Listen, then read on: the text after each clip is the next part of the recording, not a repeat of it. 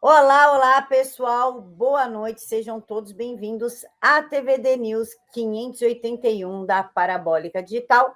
E uma boa noite especial para a galera do Paraná que nos recebe dentro da sua casa, nos canais abertos em Vaiporã 14.1, Pato Branco 44.1 e Guarapuava 19.1. Na noite desta terça-feira, nós temos a honra de receber a deputada federal Silvia Wampi. Acertei, deputada? Acertou, acertou. A deputada era militar e ficou conhecidíssima, também é fisioterapeuta, mas ela ficou mais conhecida na época do presidente Bolsonaro. Deputada, muito obrigada por aceitar o nosso convite. Eu que agradeço, né, a oportunidade da gente poder discutir vários assuntos e principalmente aqueles que impactaram, né, durante a semana e o que podem impactar essa. Deputada, a senhora não é somente política e militar, a senhora também é atriz, é atleta, é fisioterapeuta. A senhora pode contar um pouquinho de tudo isso? Porque, acima de tudo, a senhora ainda é índia. E a gente não está acostumado, assim, tipo, nossa, um índio chegar, fazer esse caminho todo, porque a gente tem aquela visão do índio que a esquerda nos coloca. A senhora pode falar um pouquinho dessa quantidade de conquista? Bom, nunca foi fácil para mim, né? Então, assim, muitos pensam assim, mas ela estudou. Na realidade, eu entendi desde pequena que, além de ser difícil, eu não seria aceita. Eu não estou falando uma questão de vitimismo, mas uma consciência de que eu estava marcada por estigmas do ideal imaginário que me segregou para viver eternamente lá em 1500. Então, eu entendi que a sociedade, todas as vezes que eu conquistasse um diploma, ela sempre iria me questionar ou achar que eu não sou quem eu sou porque eu estudei. Mas como conquistar espaços sem com que você tivesse uma formação específica. Então, acabou sendo um desafio para mim ter que ter várias formações. Eu já ouvi de pessoas assim, você deve estar perdida. Não. Eu entendi que eu deveria dominar vários assuntos, várias áreas, para que eu pudesse ser compreendida ou para que eu também pudesse compreender, né, esse mundo, a sociedade nacional diferente daquela do qual eu vivi quando da minha infância. Então, eu tenho uma formação muito vasta, eu sou formada em política e estratégia pela Escola Superior de Guerra, eu sou formada em SAFE, salvaguarda e segurança pela ONU, eu sou formada em liderança estratégica pela Escola de Comando Estado-Maior, né, ESEME, eu sou formada em relações exteriores em Taiwan, na China, eu sou formada em gestão financeira e orçamentária em organizações públicas, sou formada em transporte aeromédico adulto, neonatal e pediátrico e em defesa química, biológica, radiológica e nuclear. Nossa, deputada, olha, de aplaudir de pé, porque mesmo com todas as dificuldades, a senhora fez tudo isso e chegou onde chegou. Pessoas com total acesso a tudo isso, não faz nada. Como a senhora vê, deputada, antes da gente entrar nessa pauta mais polêmica que eu quero entrar, que são os ataques contra a senhora, depredação de residência, perseguição da esquerda, logo a esquerda que fala tanto em nome das minorias, marco temporal, FUNAI, presidente Bolsonaro, como que é para a senhora que lutou tanto para chegar onde chegou, ver essa geração hoje em dia somente preocupada com drogas e sexo? Bom, hoje mesmo, né, está repercutindo um vídeo, por exemplo, né, do presidente da República, dizendo que ele não estudou, que ele não tem diploma, mas que, na realidade, ele estava fazendo um teste para mostrar para as pessoas que ninguém precisa de diploma. Bom, lê do engano dele, né? Imagine eu com tantos diplomas não sendo aceita, imagina se eu não tivesse diplomas. E é bem complicado porque, por exemplo, a sociedade acredita que pelo fato de eu ser uma minoria, eu sou obrigada a pensar como os donos do pensamento da minoria. Então, a questão indígena no Brasil, por exemplo, ela tem os seus donos. Donos esses que dizem que para que eu seja eu mesma, eu tenho que pensar como eles determinam que eu pense. Então, são vários imbróglios, né, que têm acontecido, que isso faz com que o brasileiro tenha o seu intelecto cada vez mais diminuído, né, menos incentivado, né, para que esse brasileiro ele possa realmente se colocar no mercado ou competir de igual para igual, ou fazer do seu país um país soberano diante da sua gente, diante da formação de sua gente, né? Então, todas as vezes, se nós não nos incentivarmos a superar esses obstáculos, nós seremos cada vez mais considerados inferiores. E eu nunca quis ser inferior a ninguém, eu sempre quis ser igual. Por isso, essa minha luta em estudar tanto, estudar várias áreas, porque eu preciso devolver isso para a sociedade e é uma resposta que eu também tenho que dar para mim mesma. Deputada, a senhora falou que a esquerda quer obrigar a senhora a pensar como eles. A gente pode dizer que a esquerda faz bom uso de um conto de Rousseau sobre o bom selvagem? Com certeza, porque na realidade eles se alimentam da dor de um povo. Então, eu não estou dizendo que eu não passei por preconceito, eu não estou dizendo que eu não sofri. Eu passei por tudo isso como a maioria também passou. Mas eu nunca permiti que ninguém usasse a minha dor como bandeira deles, definindo como eu devo ou eu não devo agir. Então, eu enfrentei desafios, eu fui muitas das vezes desqualificada, desacreditada. Eu peguei todos esses sentimentos, todas essas ações e transformei, por exemplo, numa escada, para estudar ainda mais aquilo do qual estavam me desqualificando, ou aquilo que diziam que eu não poderia, ou daquilo que eu não iria conseguir. Por exemplo, a minha formação em transporte aeromédico, ela veio com o falecimento de uma criança que eu conheci, e essa criança faleceu no avião e eu queria entender a morte dela naquele avião. E eu passei anos da minha vida tentando convencer as minhas autoridades superiores para que me permitissem estudar aquilo. E não me era possível, né? Porque na época não fazia parte específica da minha profissão. Então eu consegui a liberação e por fora eu fui fazer a minha formação. A mesma coisa foi a defesa química, biológica, radiológica e nuclear, que foi com o incêndio da Boate Kiss. Uma amiga minha faleceu na boate, ela e o marido estavam em lua de mel e foram na Boate Kiss, faleceram na boate, e eu quis entender a contaminação química daquilo que aconteceu com a minha amiga. E aí fiquei durante 3 anos tentando convencer os meus superiores novamente que eu deveria estudar DQBRN, né, a defesa química, biológica, radiológica e nuclear.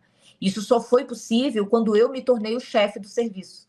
Então eu tinha o poder da caneta e eu poderia não só estudar, mas auxiliar na formação de outros profissionais. E foi isso que eu fiz. Então, óbvio que a esquerda, ela tenta, né? Quer dizer, pessoas que se aproveitam dos flagelos das outras pessoas, se apropriaram dessa dor e se auto-intitularam defensores oficiais das mazelas humanas, não permitindo que nós venhamos a ter as nossas próprias conclusões diante dos nossos problemas seculares ou sociais. E aí se apropriaram disso e ditam para nós como nós devemos agir. E qualquer um que rompa esse ideal imaginário ou essa castração para ser mantido num curral ideológico, quem não se mantém ali, né? Quem não permite que eles controlem, essa pessoa vai ser alvo de ataques constantes, vai ser execrado e eles vão tentar desacreditar ou até matar. Deputada, a senhora falou em curral. A gente pode dizer que a FUNAI faz parte deste curral? Porque a gente não sabe muito bem o que a FUNAI faz. A gente sabe que ela existe e sabe que ela impede o índio de progredir. É isso Exatamente. mesmo? É isso mesmo. Hoje, a FUNAI, aquilo que ela foi antigamente, ela já deixou de ser. Então, por exemplo, em 1973, foi publicada uma lei, que é a Lei 6.001/73. Ela fala sobre o indígena isolado, ela fala sobre o indígena em fase de integração e o indígena integrado, que é aquele indígena que ousou romper o ideal imaginário e ter acesso, né, a não só a educação, mas gozar dos direitos civis e constitucionais, né, dos direitos de qualquer cidadão comum, inclusive absorvendo e fazendo parte dos costumes da sociedade vigente. Mas óbvio que esse que faz parte da sociedade vigente não é controlado e nem tutelado pela FUNAI. E óbvio que se a maior parte dos indígenas tiverem toda essa formação e estiverem inseridos à sociedade, sendo o que a Lei 6.001/73 chama de indígenas que estão inseridos à sociedade, né, que estão integrados, não tem razão pelo qual a FUNAI existir. Então, obviamente, a FUNAI hoje ela é uma instituição que está lucrando e ela só sobrevive por conta da miséria e do flagelo de povos indígenas brasileiros. A senhora falou do flagelo dos povos. Deputada, as ONGs de esquerda, elas podem explorar bastante o território indígena. Elas podem retirar minério, pode plantar, pode colher, pode comercializar. Inclusive material genético. Dessa daí, então, eu vou pedir para a senhora explicar aqui, se eu não sabia. Mas além do material genético, como que a senhora vê ONGs, inclusive estrangeiras, tirando aquilo que seria dos povos indígenas, ao mesmo tempo que a esquerda fala em proteção dos povos? Pois é, nós vamos comparar duas coisas. Por exemplo, o Brasil ele não pode explorar suas potencialidades porque ele é obrigado a preservar o meio ambiente para manter a integridade econômica do mundo. Você deixa de explorar as suas potencialidades para que outros países continuem explorando as suas próprias e vendendo para nós. Dar um exemplo. Nós hoje dependemos de boa parte do potássio que nós utilizamos para fertilizar o solo, para que toda a sociedade brasileira possa comer. Esse solo ele precisa ser nutrido e, obviamente, precisa-se de fertilizantes. Parte desse fertilizante advém do potássio. E nós não podemos explorar o potássio do nosso país, sendo obrigados a comprar o potássio dos indígenas do Canadá. Nós enriquecemos os indígenas do Canadá e empobrecemos e mantemos sobre cárcere, sobre a pobreza extrema, indígenas brasileiros. Então, de quem é o interesse em manter esse povo pobre e subserviente? Então, assim, são características que a sociedade precisa prestar atenção. Vou dar um exemplo. Não podemos explorar o nosso petróleo na margem equatorial para sermos obrigados a comprar petróleo de outros países. Nós não podemos explorar ou nem beneficiar o nosso petróleo para transformar em óleo diesel. Mas estávamos importando esse petróleo, ou melhor, esquentando o óleo diesel russo na costa do Amapá, ferindo a arrecadação do ICMS do país. Então, alguém está lucrando com a miséria do povo brasileiro, com o isolamento do norte brasileiro e com a teoria da preservação ambiental. Mas, na realidade, é para manter um povo subserviente numa área em que eles consideram de que nós somos apenas um país ou uma região para exploração. Nada mais do que isso. Para a maior parte dessa sociedade que se encontra, por exemplo, no mercado europeu ou asiático, nós somos apenas uma colônia de exploração e nós não devemos nos desenvolver economicamente porque eles não querem competir conosco devido ao nosso vasto território e a nossa vasta possibilidade de desenvolvimento econômico. Para várias áreas de biomas, eles precisam aniquilar ou impedir que isso ocorra. E eles não estão errados, se nós formos pensar pelo lado econômico. Farinha pouca, meu pirão primeiro, não é isso que um ditado que diz? Então, eles estão defendendo a economia deles, condenando a nossa. O que nós não podemos é condenar a nossa economia em benefício deles.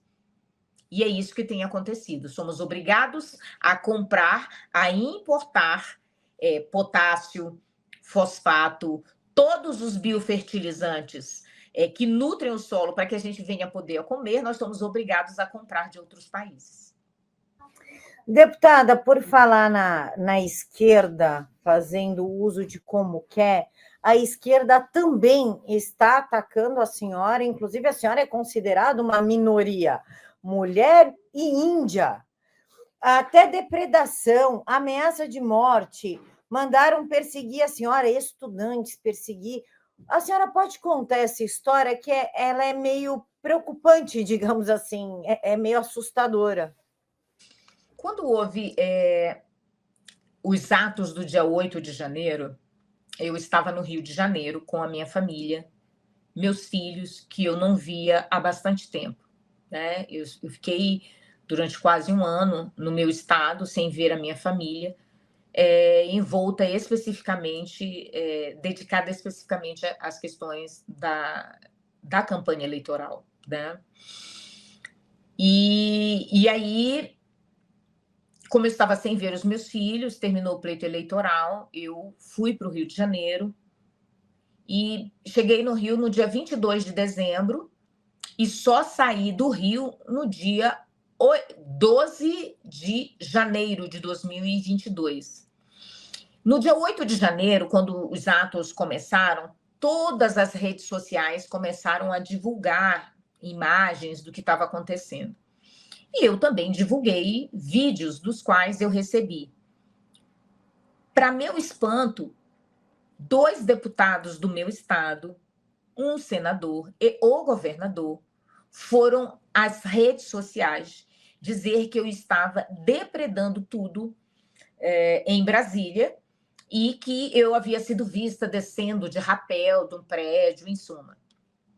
E lá fui eu responder por um processo na Polícia Federal, sem sequer ter estado no dia 8 de janeiro em Brasília. Comprovado, então, de que eu estava no Rio de Janeiro com localizador de telefone, imagens, né? Eu na padaria, ou eu chegando em casa. Todas essas provas foram necessárias para provar que eu não estava no dia 8 de janeiro em Brasília, muito menos depredando ou muito menos incentivando qualquer ato de depredação. E aí, óbvio que eu fiquei marcada com esse estigma. Quando foi no ano passado, houve uma ordem para um atentado em 10 estados simultaneamente. E foi uma dessas casas, foi a minha. Então, foram até o prédio que eu morava e picharam, depredaram, assustaram os moradores do prédio. Muitos sequer sabiam que eu morava lá. E foi tão intenso o ato que eu tive que sair do local. Então, para não colocar o povo que mora naquele prédio, eu tive que sair do prédio, né? Para não colocar as pessoas em risco. Hoje eu não tenho casa para morar no meu próprio estado, por ser vítima de violência, por ser vítima de atentado orquestrado por uma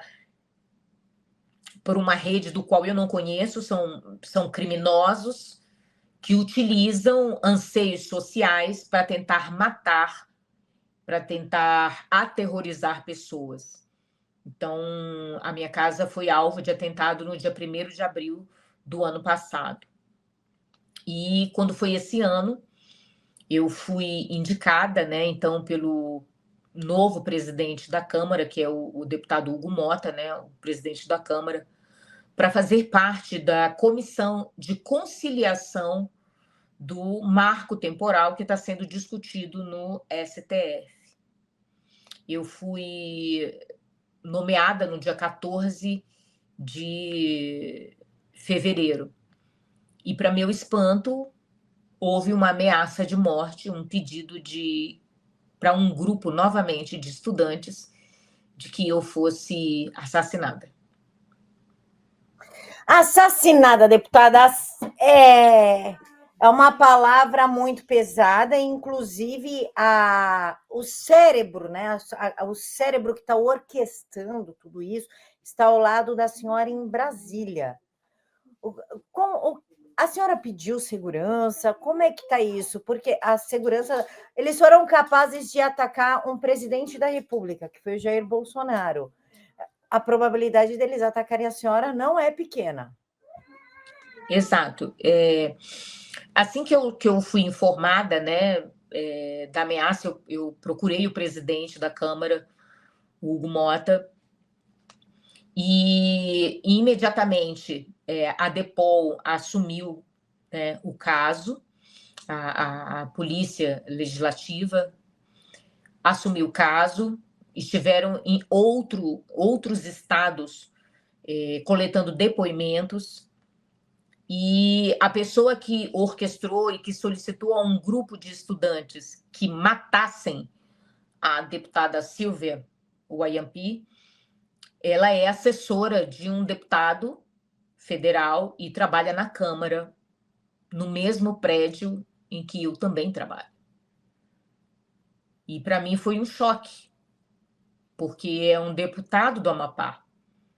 E dentro do seu gabinete ele tem uma assessora que está orquestrando o assassinato de uma outra deputada.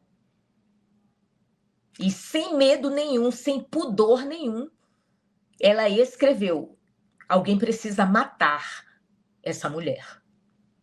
Tudo porque eu fui nomeada para representar a Câmara numa discussão importantíssima, completamente técnica, sobre a questão do marco temporal.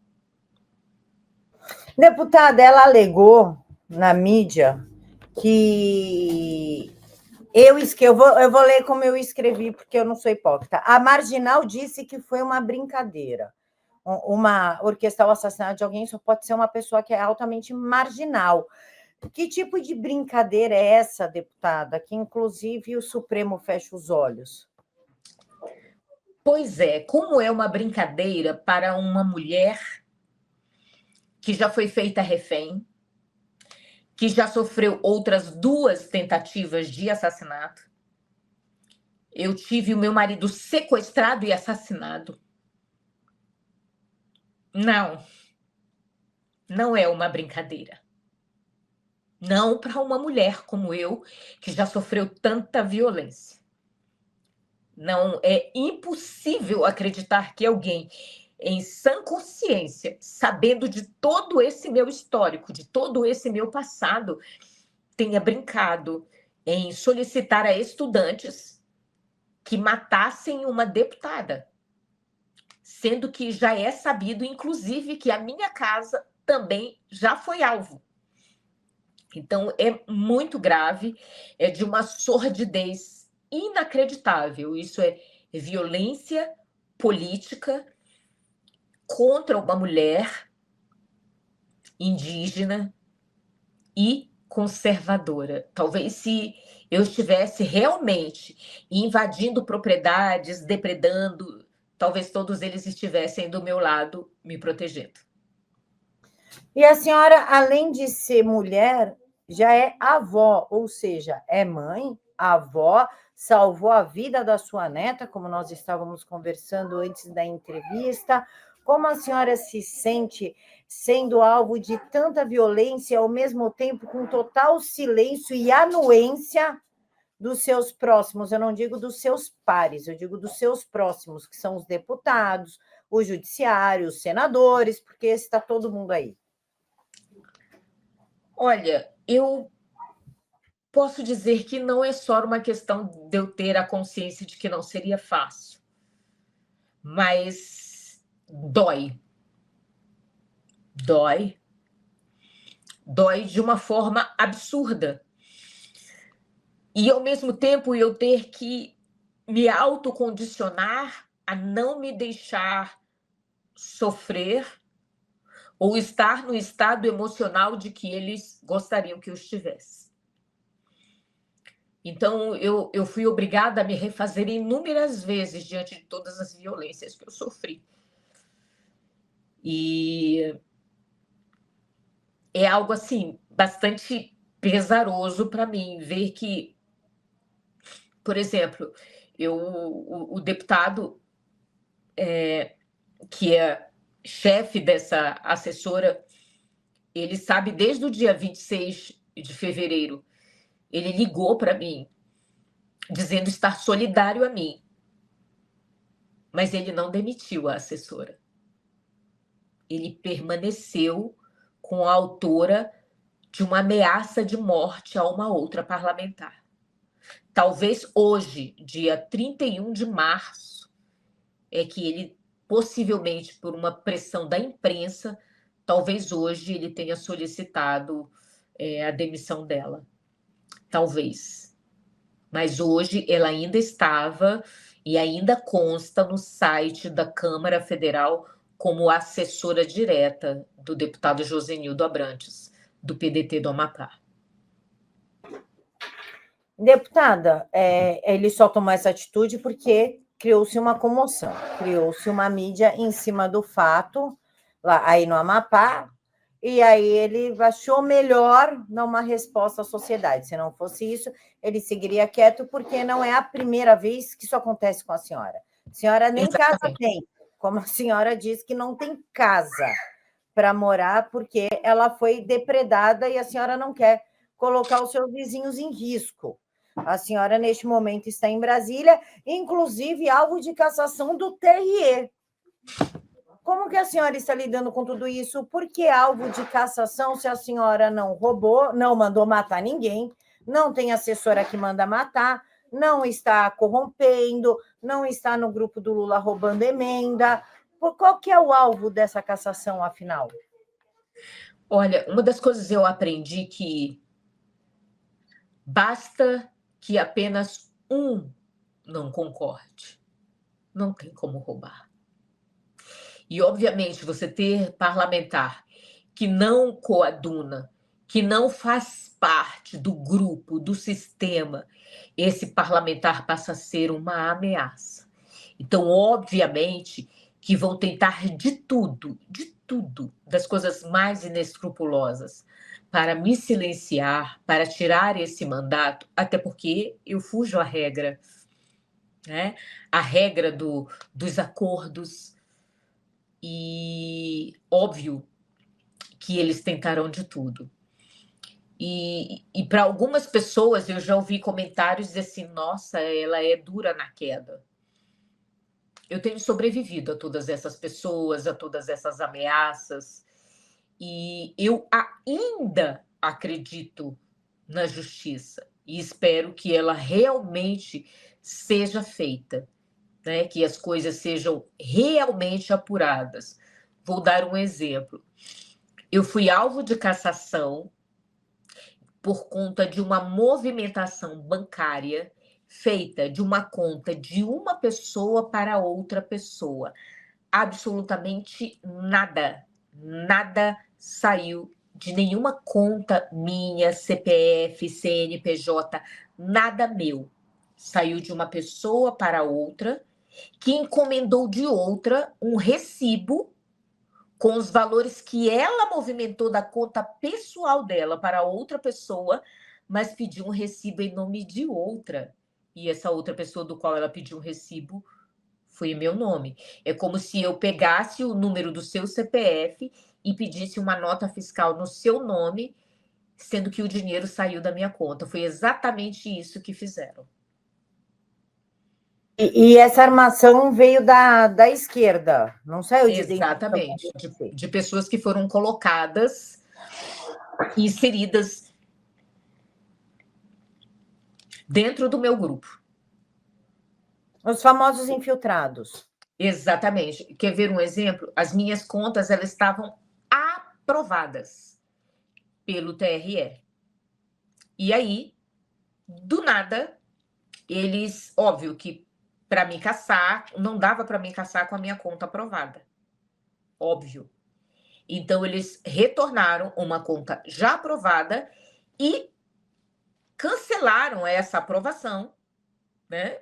Dizendo, então, que ela estava reprovada por conta de uma movimentação financeira feita pela conta particular de uma outra pessoa. para uma outra pessoa e um recibo que forjaram 15 dias depois, com uma data de 15 dias depois da data que eles alegavam. Então, assim, não bate. Então, você vê que é grotesco a forçação de barra para uma cassação. Então, a gente pode concluir, deputada, que a esquerda ela é muito hipócrita. Ela defende mulher se a mulher for da esquerda. Ela defende gay Exatamente. se o gay for da esquerda, se o índio for da esquerda. Ou seja, eles querem um curralzinho ideológico, me obedeça, e aí tu terá proteção. Senão, tu não vai ter proteção.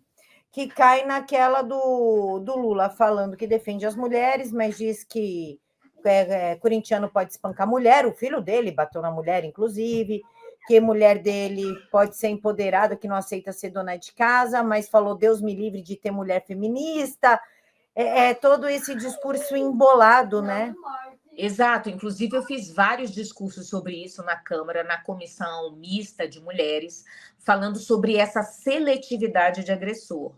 Por exemplo, eles assinaram notas de repúdio contra deputado, mas não aceitavam que tivesse uma nota de repúdio contra o filho do presidente que agrediu a mulher. Existe uma outra seletividade de agressor. Eu vi agora, por exemplo, todos se manifestando contra, por exemplo, o senador Plínio Valério, porque ele comentou que ele ficou com tanta raiva, que ele comentou assim, gente, eu fiquei com tanta raiva que eu queria esganar ela, se referindo a Marina Silva. Nossa, choveu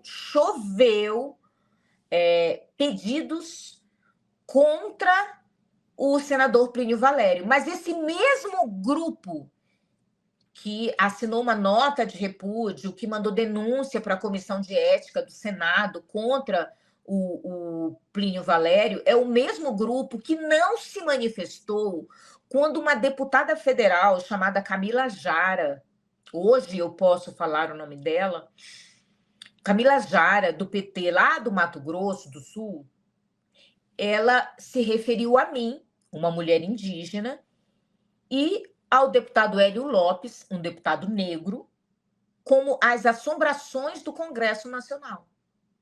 Eu fiz um pedido de retratação à Comissão Mista da Mulher, que pega Câmara e Senado, à Comissão da Mulher, né, à Procuradoria da Mulher, de que a deputada me pedisse desculpas.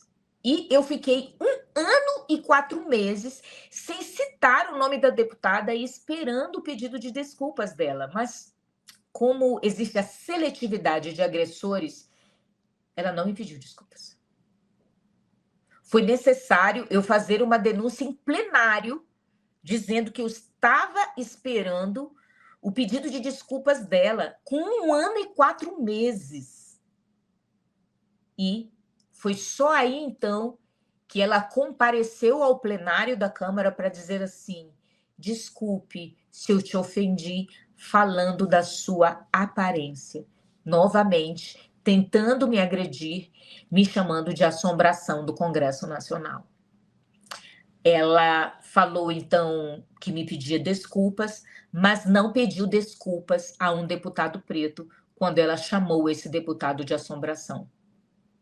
Então, a esquerda, essas pessoas completamente desvirtuadas no seu senso ético, moral, fazem seletividade de agressores. E foi isso que fizeram comigo e, por exemplo, com o deputado Hélio Lopes.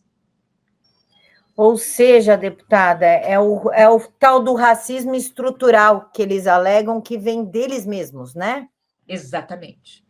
Se você não está com eles, então você merece ser assassinado, você merece sofrer racismo, você merece sofrer preconceito, você merece ser agredido, se você não está com eles.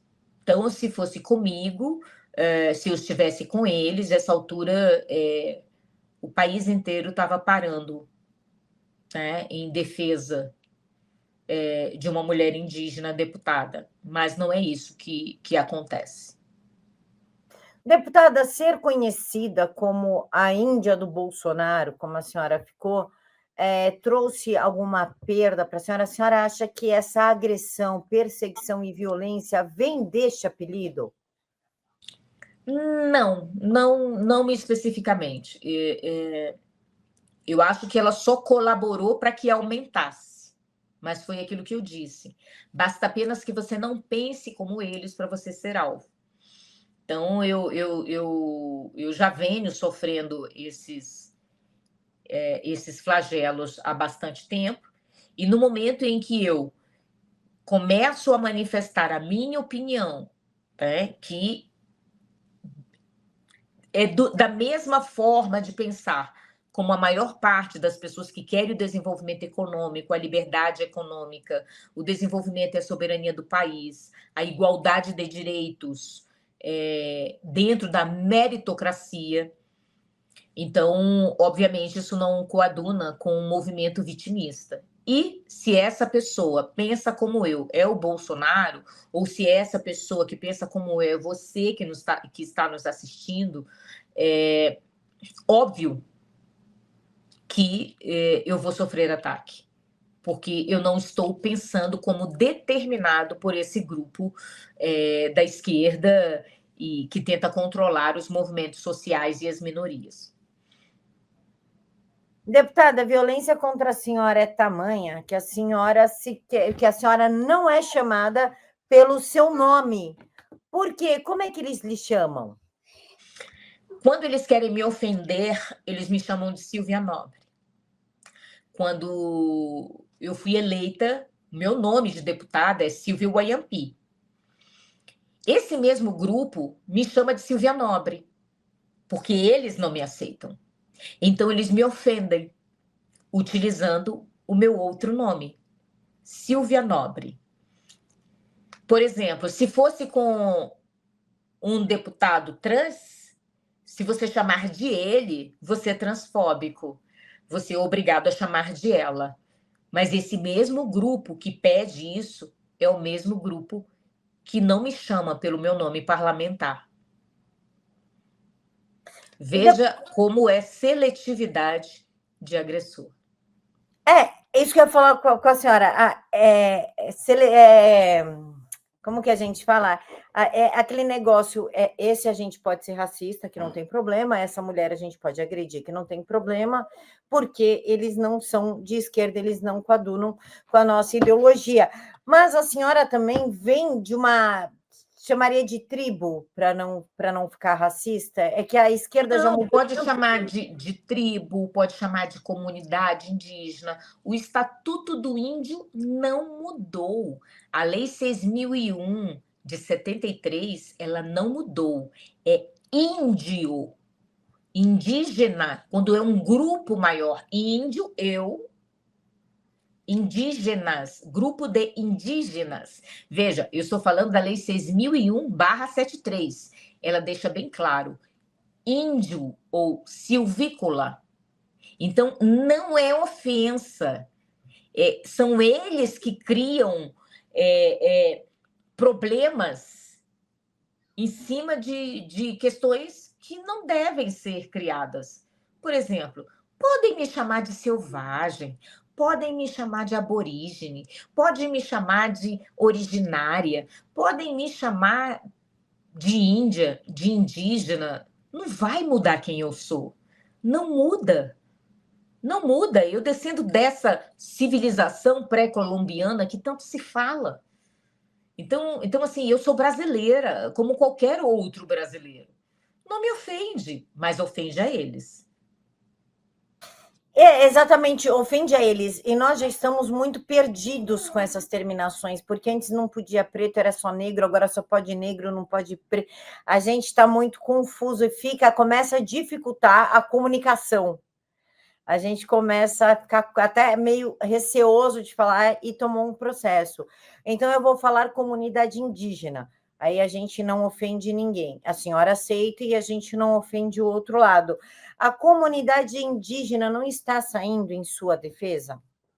Alguns sim, né? Nós temos um grupo de indígenas agricultores, quer dizer, que são aqueles que produzem para a nação brasileira, que estão querendo se desenvolver economicamente. Essas pessoas estão do meu lado. Mas aqueles que estão interessados apenas em plantar maconha em suas propriedades, esses não estão. Planta maconha nas suas... É muita informação. Exato, exato. Se todos forem aos sites de pesquisa e digitar lá maconha indígena, vocês vão ver que existem plantações que não são feitas por narcotraficantes, não. Os narcotraficantes são indígenas que plantam e que fornecem maconha e outras drogas no Nordeste brasileiro. Inclusive, a própria ministra, quando foi candidata à vice-presidência da República em 2018, era um dos seus motes de campanha a liberação da cannabis sativa, né, da maconha, em que ela dizia que usava como chá, que seria mais um capim dourado, fazendo, claro, óbvio, alusão, né, da liberação da maconha, do livre uso, do livre comércio, né? E teve, então, a apreensão anteriormente, em 2017, de 2 toneladas e 300 quilos da droga, toda prensada, dentro de aldeias Guajajara, no Maranhão. Inclusive, é considerado, várias aldeias ali são consideradas o 3º maior fornecedor da droga no Nordeste. Então, na verdade, não é o PCC, é que é muita informação, porque o que a gente tem? O PCC... São todos explorando a temática e se escondendo atrás da cortina do desconhecimento da sociedade. Não, total, porque índio plantar maconha para traficar Mas não pode plantar arroz, não pode plantar feijão, não pode plantar soja. É argumentado de que não faz parte da cultura. Ué, mas o que não faz parte da cultura é a maconha. Isso não faz parte da cultura indígena. Por que isso pode estar liberado? Né? Eu recebi solicitação de ajuda de indígenas também Guajajara que estão sofrendo, sendo proibidos de plantar arroz, feijão, banana, sendo proibidos de criar gado, de criar galinha para seu próprio consumo ou para venda. Eles estão sendo proibidos, mas não são proibidos se eles quiserem plantar droga. Olha o absurdo que está acontecendo. O indígena é proibido completamente de se desenvolver economicamente. Então, aí a gente pode apostar de que a esquerda não está nem aí se o índio está passando fome, está passando necessidade, desde que mantenha rodando o narcotráfico, então, já que é uma pauta muito importante para a esquerda, a liberação das drogas, e ainda assim consegue manter a nova geração indígena, digamos assim, drogada, sob efeito de alguma substância?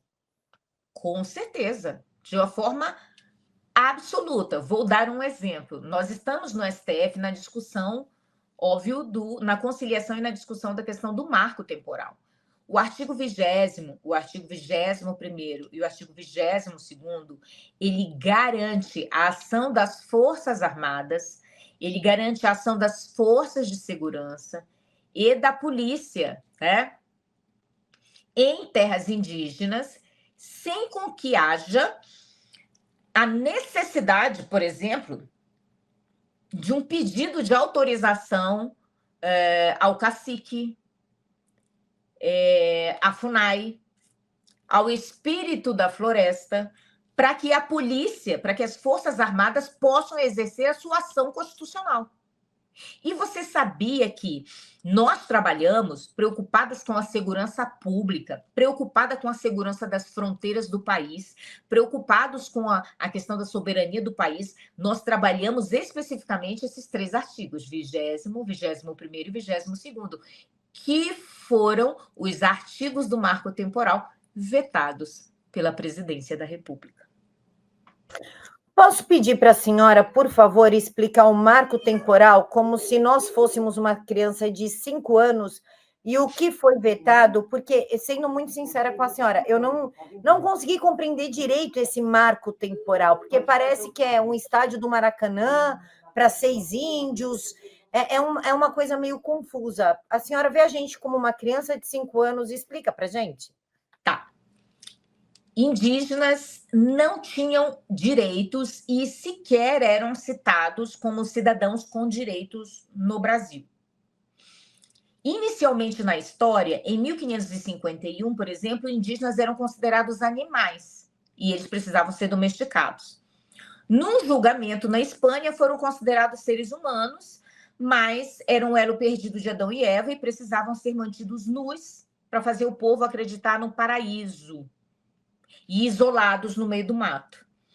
E assim o indígena foi ficando ao longo da história e nunca foram citados como cidadãos com direitos ou com um direito originário. Somente em 1988, por meio do artigo 231, é que o indígena foi reconhecido como um cidadão com direito e que o Estado brasileiro deveria ter 5 anos para poder homologar essas terras do qual esse povo vivia naquela data da promulgação da Constituinte, que então foi reconhecido como um cidadão com direito por meio desse artigo, o artigo 231, que é onde começa a se citar a questão indígena no Brasil. Ok. Acontece que começaram agora a se aproveitarem dessa cortina de desconhecimento da sociedade e começaram a usar a temática indígena para desapropriar outros brasileiros. Por exemplo, brasileiros descendentes de povos indígenas, que não têm culpa de que seus pais, seus bisavós ou tataravós ousaram romper o ideal imaginário e para ter saneamento básico, etc., e se miscigenaram, essas pessoas estão tendo as suas terras confiscadas e tiradas por um grupo, muitos se autodenominando indígenas, e que dizem que aquela terra pertenceu aos seus antepassados em 1500. E estando nós aqui no século XXI, em pleno 2025, como foi em vários outros anos atrás, e aí eles começam a invadir essas terras dizendo que o antepassado passou por ali em 1500. Então, um grupo, né, de parlamentares começou a dizer: ei, vamos parar de criar problemas ao próprio país, garantindo o direito à propriedade e garantindo que você tenha uma segurança jurídica sobre uma propriedade, porque nós estamos falando de brasileiros contra brasileiros. E não de invasores de 1500, não de desbravadores de 1500.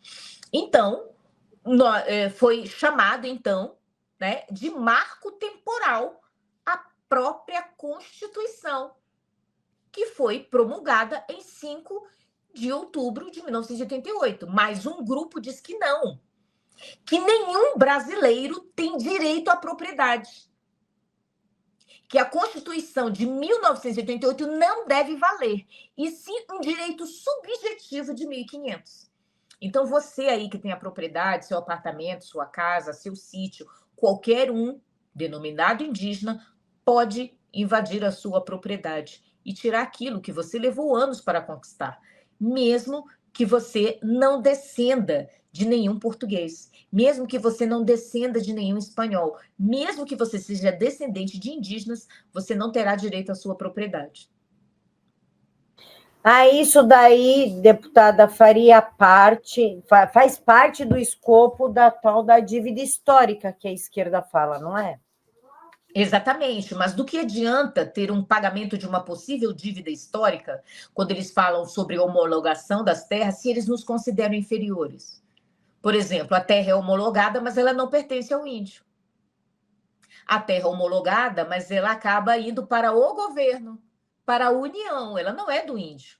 O índio não pode plantar, não pode se desenvolver economicamente, não é propriedade do indígena, ela é da União. O indígena é considerado inferior. Para isso, eu me manifestei e entrei com um projeto de lei que dá ao indígena o título da sua terra. Que se o governo quiser fazer qualquer coisa, ele tem que pagar. Ele tem que indenizar. Mas não é isso que acontece nessas terras que são homologadas, porque ela não é propriedade do indígena, ela é da União. Ou seja, então o indígena, a pessoa indígena, o ser humano indígena, ele pertence ao Estado, ele não pertence a si como indivíduo. Exatamente, exatamente. Porque para viver nessa terra, ele é obrigado a viver como se ele estivesse nos moldes de 1500, para ele poder ter direito. Então, ele não pode se desenvolver economicamente, ele não pode, por exemplo, construir um hotel, ele não pode, por exemplo, viver como indígenas norte-americanos que têm cassinos, que têm hotéis, que produzem, que exploram o seu território, porque eles são donos de sua propriedade. Então, indígenas brasileiros não podem viver desse jeito. Eles têm que ficar alimentando esse ideal imaginário e sendo controlados, sendo mantidos como um mero elemento alegórico de um bioma. Ai, passou um passarinho ali. Olha, passou uma onça ali, ó, passou um índio. É isso que tem acontecido. Para isso, eles precisam fazer com que essa terra permaneça sendo da União. Então, é tudo uma cortina de fumaça de desconhecimento. E financeiro, né? Porque o dinheiro é destinado para a FUNAI, o que o índio faz vai para a FUNAI, tudo vai para o governo e todo mundo fica sem nada. Exatamente. É um povo sendo usado, né? E sendo induzido a permanecer num flagelo histórico social. Por exemplo, o ensino que é dado dentro da aldeia, eles chamam. Não, o ensino tem que ser diferenciado. Aí, quando você vai ver, ninguém domina as 4 operações matemáticas com o ensino de dentro da aldeia. Aí eles dão cota para tentar amenizar, para ver se você consegue cursar uma universidade. Aí, quando você chega lá na universidade, você descobre que o seu ensino foi péssimo e que você é considerado incapaz diante dos outros colegas. Aí, para tentar mascarar isso, eles são obrigados a te passar, né, para dar o seu diploma. E aí você não consegue emprego em lugar nenhum porque você não tem competência, porque você não tem uma base de educação, uma base de ensino que te garanta competir de igual para igual. Aí eles fazem as outras cotas, que é a cota para concurso público. E aí você passa. Só que aí você não consegue entregar para a sociedade um atendimento qualificado e eficiente. Por quê? Porque alguém já te impediu de ser igual desde lá, ó, do início. Desde lá do ensino do primário, do fundamental. Se recusaram a permitir que você, indígena, ou que povos indígenas possam ser iguais no intelecto. Então, ofereceram um pior ensino. Eu não sei muito. É tanto absurdo junto que eu, sinceramente, não fazia ideia, que eu não sei muito bem o que falar, porque eu acho que a esquerda aposta justamente nisso, no nosso desconhecimento efetivo do que acontece e faz aquele joguinho do nós contra eles, o homem branco contra o índio, digamos assim. Exatamente. Então, por exemplo, se você chegar assim e falar assim, por que não estuda? Você está sendo preconceituosa, você quer destruir uma cultura. Peraí, as pessoas que falam isso descendem dos homens das cavernas e não querem voltar para a caverna. E por que querem nos manter em 1500? É isso que a gente sempre tem que se perguntar. Por que não voltam para as cavernas? Por que então nos mantêm lá? Isso. É um debate interessantíssimo para se levantar, deputada. É um debate importante. E é por isso que eu venho desconstruindo essas narrativas, essas imposições, e é por isso que eu sofro tantos ataques. Justamente porque eu não aceito que ninguém use a minha dor para continuar me escravizando, me mantendo isolada, me mantendo num passado. Eu quero ser a autora da minha história, a dona do meu destino. Eu não aceito que continuem colocando sobre mim que eu tenho que ser inferior, que eu tenho que ser incapaz, que eu tenho que viver isolada no meio do mato, sem dominar a língua, sem pertencer a uma nação específica, a um país, né, a ser igual. E eu não aceito isso. Portanto, é por isso as perseguições tamanhas das quais eu venho sofrendo. Deputado, eu queria abordar com a senhora, já que a gente está falando em perseguição, a perseguição de um homem branco também. Tem um amigo chamado Jair Bolsonaro. A senhora está sentindo na pele o que ele sente, ele está sentindo o que a senhora sente. Como a senhora vê essa perseguição contra ele, a inelegibilidade, sendo que em 2026 ele poderia ganhar em primeiro turno, a senhora também sendo caçada, Carla Zambelli caçada, Daniel Silveira preso. Como a senhora vê todo o escopo? O que pode acontecer com o Brasil se isso continuar e se Jair Bolsonaro for preso? Bom, isso é uma prova de que o Brasil está vivendo um terrível colapso. O Brasil ele está numa convulsão moral, numa convulsão ética, com graves problemas dentro do judiciário, né? Tem pessoas dentro do judiciário que estão tentando fazer tudo certo, enquanto tem outras que já estão repletas de uma ideologia tentando silenciar outras.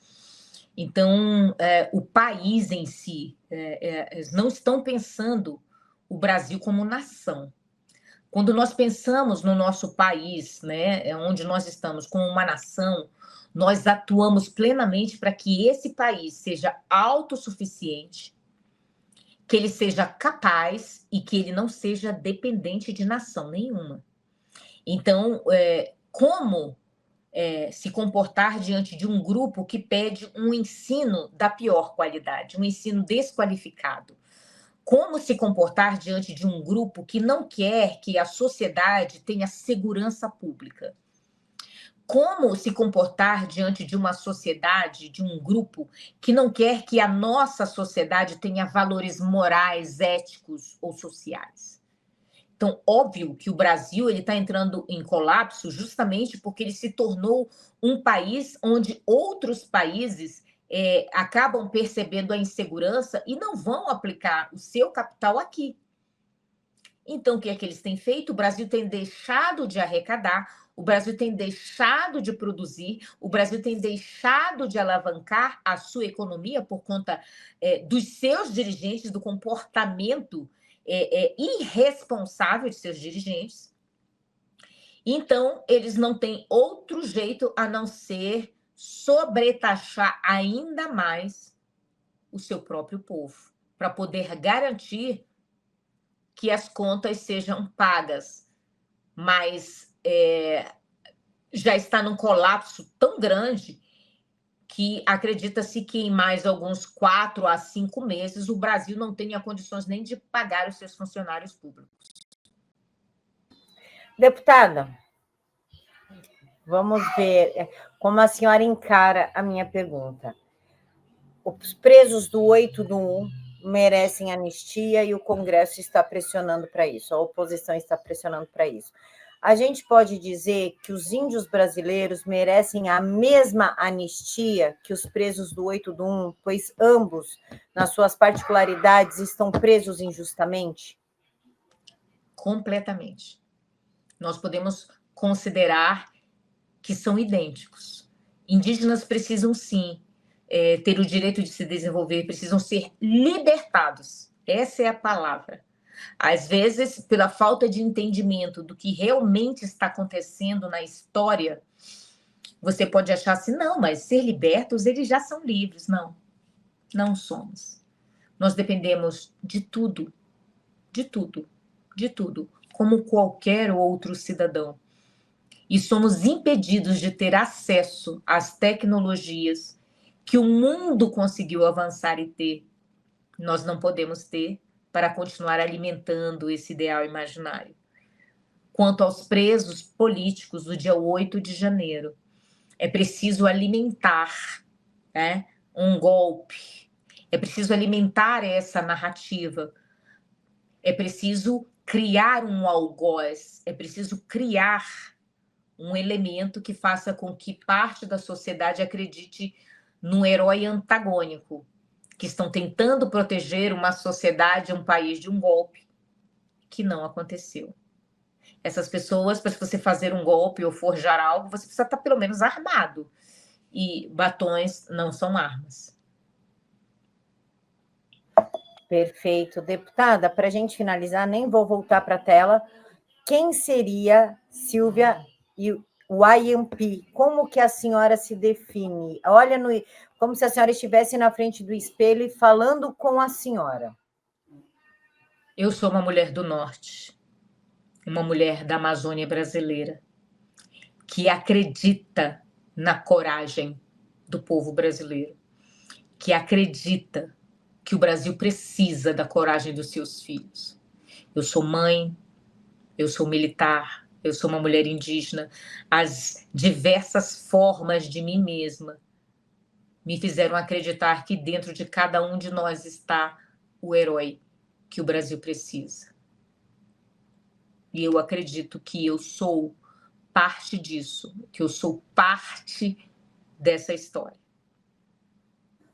Uma mulher guerreira. Um Sim. exemplo. Isso. Salvou a vida da neta. E eu posso dizer assim, que não foi só da minha neta, né? Eu acho que a dor me ensinou. Como eu disse, o meu marido foi sequestrado e assassinado. E quando eu entrei para o Exército Brasileiro, eu trabalhei dentro de um CTI. E dentro do CTI eu aprendi a lidar com a vida e com a morte. Então, a cada pessoa que eu salvava, para mim era como se eu levasse um pedaço dele de volta para casa. E ali eu entendi que ele não merecia a morte que ele teve, mas eu merecia toda a dor. Toda a dor. E aí muitos me perguntam, às vezes, quando eu falo isso, mas por que você era uma pessoa má? Não. Foi essa dor que me fez salvar tantas vidas. Foi essa dor que me transformou na mulher que eu sou. E eu não quero ser curada. Porque se eu for curada, talvez eu deixe de salvar tanto quantas outras vidas eu salvei. Então eu não quero ser curada. Inclusive, a senhora, para a gente finalizar, isso eu posso falar com conhecimento de causa, porque eu estou atrás de deputados estaduais, federais, senadores, vereadores, de uma pessoa que abrace a pauta do autismo de coração. E a senhora está, inclusive, investindo em pesquisas em nome dos autistas, porque percebe e entende a importância disso. A senhora pode falar um pouquinho também sobre isso, porque é um lado da senhora que eu não conhecia, essa pauta do autismo, inclusive. A senhora pode falar um pouco sobre isso? Posso, claro. Eu fui pesquisadora, né? Então, assim que eu fui eleita, eu entendi que eu precisava dar uma cota específica à própria sociedade, né? A dar uma resposta. Por exemplo, o meu estado, ele é o estado com maior índice de crianças com autismo no Brasil, quando você faz a comparação em relação à porcentagem da sociedade adulta, né? Da quantidade de habitantes, de casos diagnosticados. Então, eu procurei um laboratório que já tivesse um trabalho iniciado na área, e nós estamos atuando com neuromodulação em plataformas vibratórias para crianças com autismo nível 3. Então, eu procurei uma universidade que já tem um nome específico atuando, inclusive com reconhecimento internacional, e aí eu estou investindo nessa pesquisa na UERJ, né? no Rio de Janeiro, e essa pesquisa, todo o conhecimento, no caso, será passado para a universidade, para a Unifap, do estado do Amapá, para que nós possamos depois tratar as nossas crianças. Então, essa pesquisa inicia no Rio de Janeiro e depois vai e se desenvolve, então, no Amapá, que é um estado com maior índice de crianças com autismo. Neuromodulação em plataformas vibratórias. Inclusive, agora, no dia 2, vai haver um simpósio, um congresso no Rio de Janeiro, na UERJ, mostrando esse trabalho. Sensacional, deputada. Espero que dê certo, que a senhora traga para São Paulo, porque aqui a prefeitura fala muito, mas faz pouco. Só a cidade de São Paulo tem 150 mil autistas entre crianças e adolescentes diagnosticados, sem tratamento, sem exame, sem acesso a nada. Porque é muita gente falando da pauta, mas pouca gente agindo em prol da pauta. Exatamente. E tem uma outra pesquisa também que houve uma cientista, né, que é militar, que atua dentro, óbvio, de uma unidade militar, que ela descobriu um biomarcador para a rabdomiólise, né, que é um efeito adverso, né, uma patologia, uma síndrome que ocorre durante a atividade física, que paralisa os rins e leva à morte. Então, ela conseguiu detectar esse biomarcador, e aí nós também estamos investindo nessa pesquisa para que nós possamos salvar atletas, possamos salvar pessoas que estão fazendo atividade física ou até militares durante o treinamento. Perfeito, deputada. Deputada, eu quero agradecer de todo o coração essa entrevista que a senhora tirou a capa de deputada e trouxe a Silvia, a mulher, a mãe, a esposa, a guerreira Silvia. Eu quero agradecer a senhora por toda essa sinceridade que a senhora nos apresentou aqui. Obrigada, eu que agradeço essa oportunidade e estou à disposição. Pessoal, quero agradecer a audiência de vocês e, novamente, pode curtir, pode compartilhar, pode cortar, marca a TVD, marca a gente nas suas redes sociais, sigam a deputada para ficarem por dentro do que está acontecendo. Nós temos que acompanhar os nossos deputados, porque se a gente não sabe o que está acontecendo, a gente não pode cobrar. Como eu descobri aqui um monte de coisa sobre a comunidade indígena que eu nem fazia ideia e, com certeza, vocês também não faziam ideia. Então, vamos acompanhar mais, sermos mais ativos na vida política. Quero desejar uma boa noite para todos vocês. A gente se encontra na quarta-feira, neste mesmo horário, às 10h30 da noite. Fiquem todos com Deus e até mais.